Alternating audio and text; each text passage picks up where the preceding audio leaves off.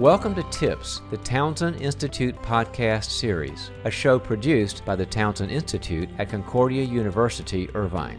This podcast shares stories of leadership, coaching, and counseling experiences that have shaped the lives and careers of our guests, who then provide tips aimed toward helping listeners grow in both their personal and professional lives. I'm Dr. John Townsend, psychologist, organizational consultant, and author of over 30 books, including the New York Times best-selling Boundaries series. I'm also the founder of the Townsend Institute, and I'm excited to introduce your podcast hosts, Dr. Ashley Andrew and Dr. Gilbert Puget.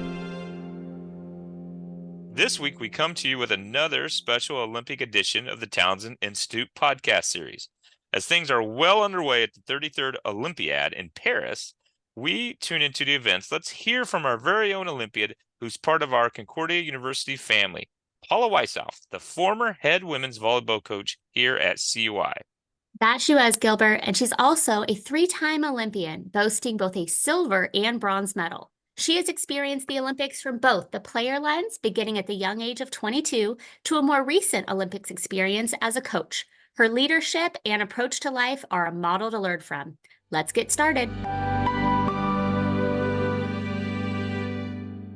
All right, everyone, welcome back to another episode of the Townsend Institute podcast series. We are here in studio today with the head women's volleyball coach at Concordia Irvine. Hello, Paula. How are you? Hello. What an honor to be here. Super excited. And Well, we are excited to have you here. I know those obviously that are listening in can't see, but Paula is here in her United States Olympic shirt. And that's kind of exciting because that's a little bit about what we're going to be talking about today. So prior to coming here to Concordia as the women's volleyball coach, talk to us a little bit about your journey to get to this point, which included the Olympics. Yes. Oh my goodness. It started as just a kid with a dream and wanting to go to the Olympics and watching the Olympics on TV, and then not knowing how you get there. But I played volleyball, soccer, softball, track. I did gymnastics. So I did a lot of sports. Originally, I thought maybe I had a shot in track and field, and then doors opened up for volleyball. So that's how I got into volleyball versus any other sport for the Olympics. So I got on the junior team, and then from there, very young, one of the youngest, I think, at the time going to the Olympics. I was 22, wow. And it was in Los Angeles, so my hometown. So that was That's the 1984 special. Olympics that was right in Los Angeles. 1984. Yeah, so that was very special. And then I went overseas, so I didn't think that I would be a coach. I just kept playing. And then again, Lisa Love at USC, she contacted me. I had not finished my degree, and she said, would you like to come back and get a degree from USC? And I was like, absolutely. And that's how I got into coaching. She was just a great mentor and teacher. And so it just paved the path for me, and I had a passion, and I just kept going. So SC, and then I came to Concordia. I went to UC Irvine, and at UC Irvine, I had a chance to go back to the Olympic Games as an assistant coach. So I was in London with Hugh McCutcheon, his staff, Karj Kirai, and Jamie Morrison. And then I wanted the lifestyle that Division II offers. And I just love the people here. We talked about family earlier, and it's family here. And I love it. Best decision I could have made to come back. Well, we are so proud that you are here. Yeah. Paula, I mean, you've been such a gift here over the years here at Concordia. Well, what are some maybe, because you mentioned this international experience, what are some insights you took away from your experience competing on an international stage like the Olympics? You know, it's so interesting that you asked that question. Now, I think it's the norm that everyone goes overseas. So they play on the national team, they go overseas, they come back. Well, before that, you either were on the national team or you played overseas. So it was kind of like they didn't have that possibility. And now, even now, there's a couple professional leagues that are starting in the U.S., so athletes don't have to go overseas to get that experience. So I'm blessed that those opportunities were there for me, but kind of the pioneer of living away from the U.S. for long periods of time, and now just seeing how it's evolved, it's so awesome that these athletes can do both and or stay here and play in the U.S. now.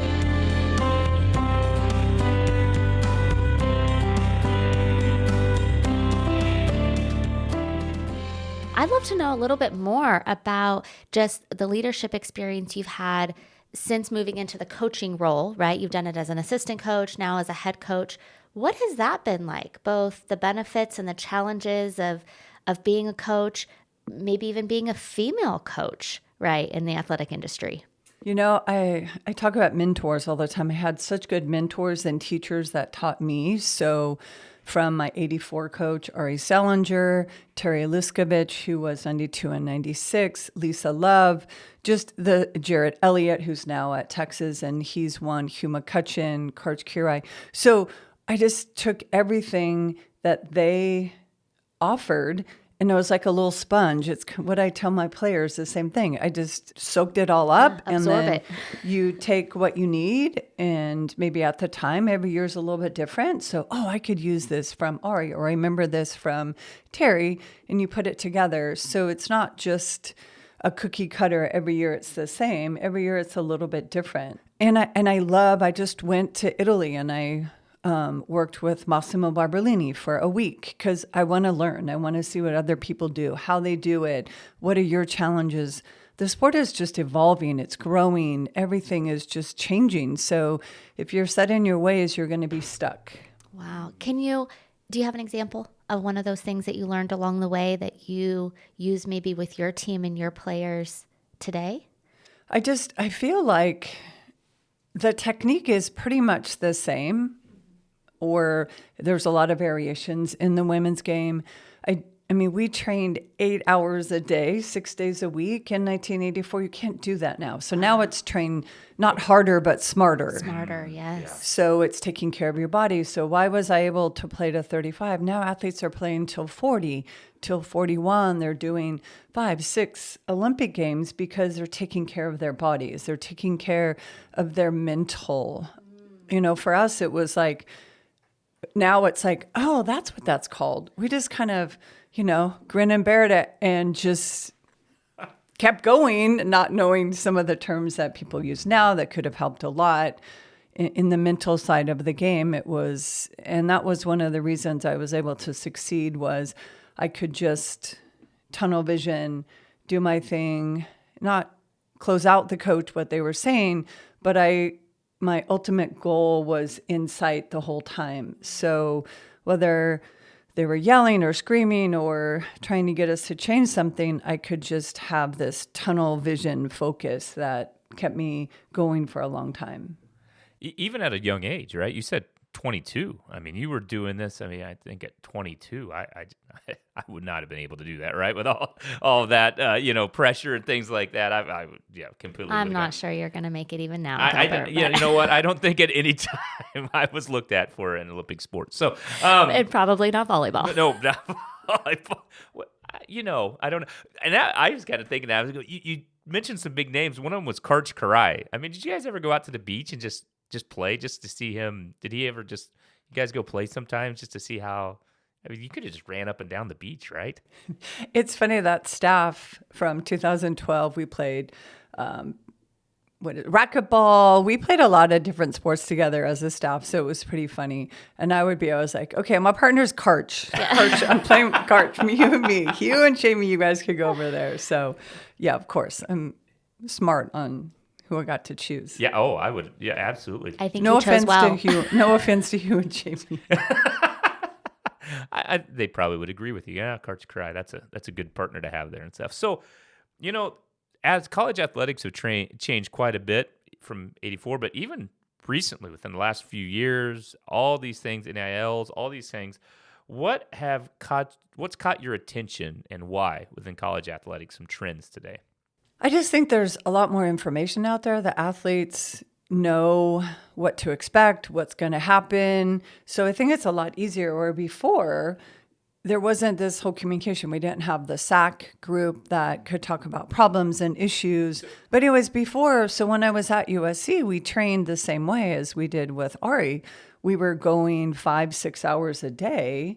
So now, I think athletes have gotten smart and go, well, we can't do school and that and have a social and, become people, because not everyone is going to go to the Olympic Games. Not everyone's going to be a professional athlete once they're done with school. So I think that's probably just a really good place that the athletes have gotten smarter with, hey, we do have a voice. This is what we want. And they're going out and getting it in through the right channels. Well, that's great too. And I think that's something that probably resonates so well with the culture here at Concordia is really that holistic approach of the whole person, the whole athlete, right? They're here to learn and be a student. They're here to grow in their faith, grow in their sport, but also just grow in, who they are as a person, right? Once they leave that court.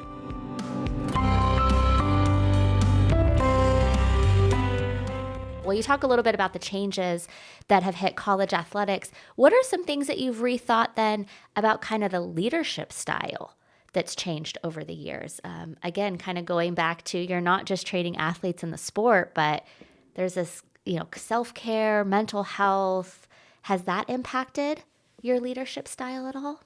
I think it's good. We have a lot of help. So I think with athletic training room and the wellness center, obviously we're not a big D1 school, but, they have the academic centers and all of that. But here at Concordia, they've carved out a really nice, I guess, call it however you want it, but help for the athletes, or resources, let's say, resources for the athletes.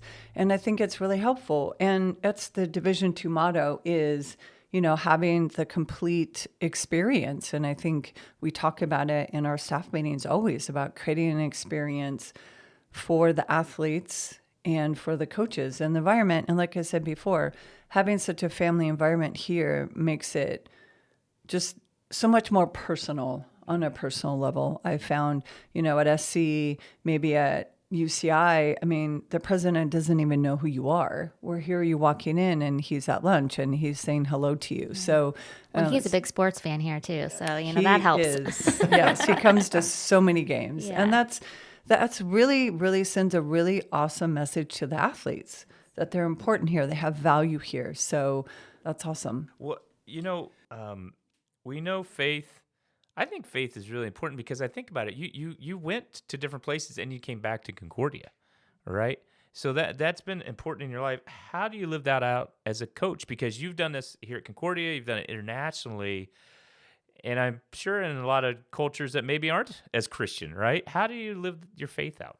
You find your group, you find your people, and if you don't have your people, I just have my own relationship with God in Jesus Christ. So for me, it's easy. I can go anywhere. I have my quiet time. I can read my Bible. I can do my things. And I just try to live by the golden rule. Am I perfect? No. But I just try to treat people how I want to be treated. And I'm not going to force religion on anyone.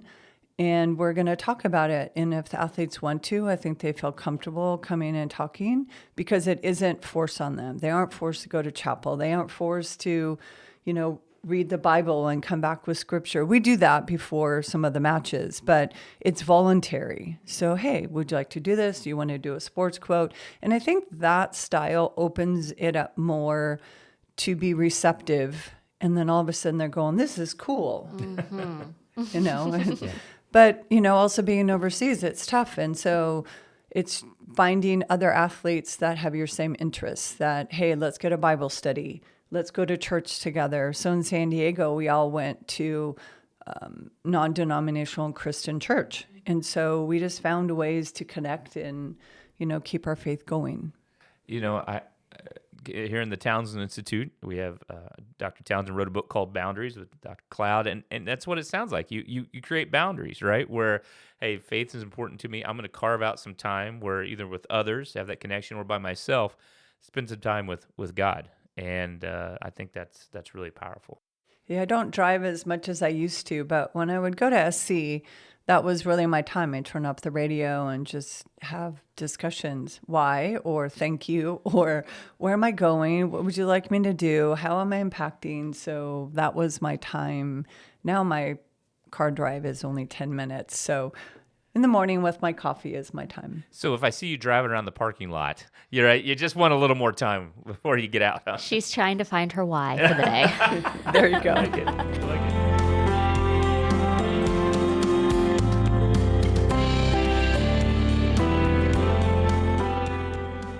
Well, we would be remiss not to try to talk a little bit more about your Olympic experience as we approach here the 2024 Olympic Games. Do you mind just sharing with us kind of an insider? What were a couple of your best moments that you took away from that experience? I can only imagine the Olympic Village you hear so much about, or just the locations you were in with teams, other teams. I want the inside scoop. The inside scoop. I think the most memorable moment for an Olympic athlete is opening ceremonies. I think no matter how your event, maybe winning gold medal, standing on the podium. I have a silver and bronze, but still standing on the podium is also a special moment. But walking into my first Olympic Games in LA, in my hometown, right there was just super special. I don't even know how to describe it. And then fast forward, like 30 years later, we were doing a walk for breast cancer. And all of a sudden, I realized we were walking into Coliseum. I'm like, I started crying. I was like, oh my gosh, it just brought back those memories. I'm like, oh my gosh, just as you relive it.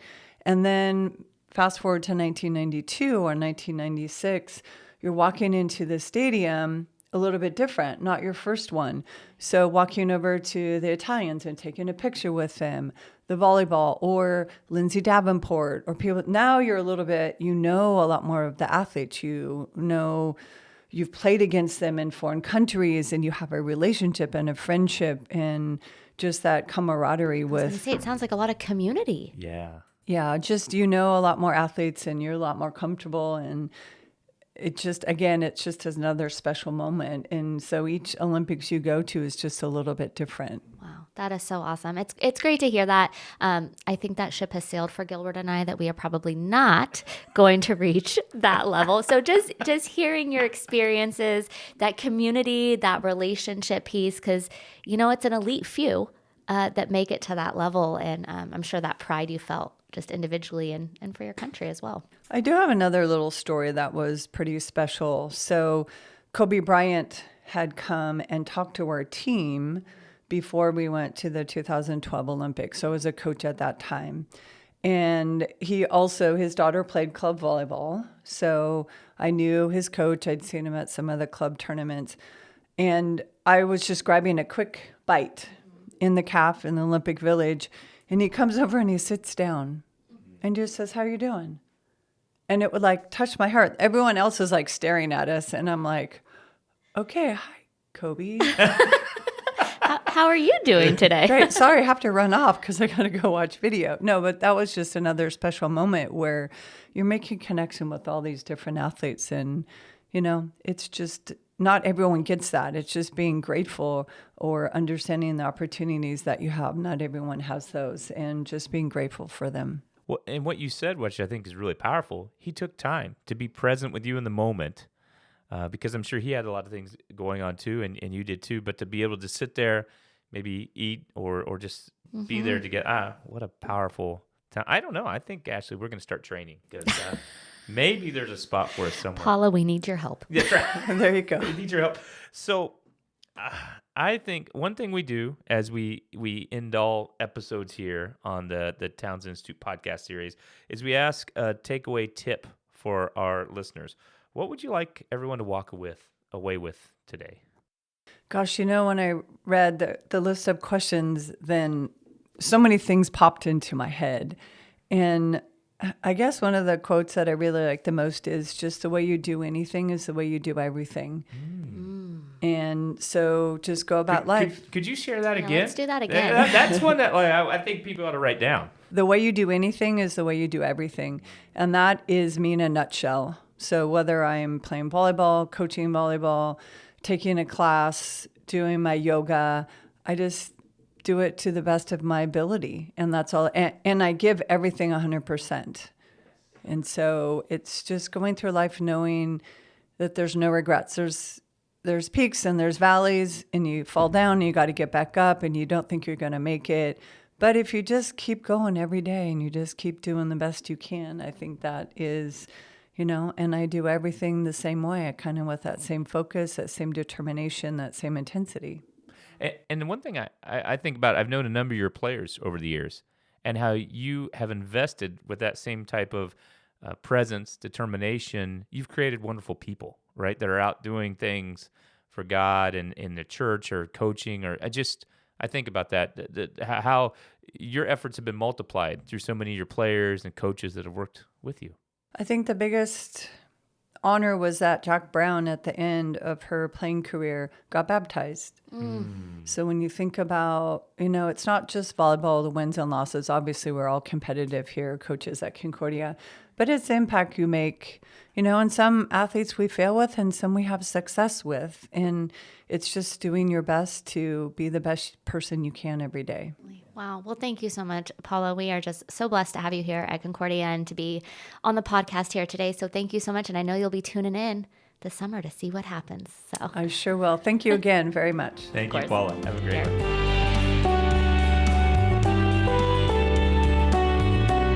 If you enjoy the Townsend Institute podcast series, head to our website at cui.edu/Townsend to find out more about the certificates, bachelor's, master's, and doctoral degrees offered through Concordia University, Irvine. With programs in mental health counseling, executive coaching and consulting, and organizational leadership, we have a variety of faith-based programs dedicated to helping you fulfill your academic and professional goals, all the while furthering your competence, character, and connection. Again, that's cui.edu/Townsend.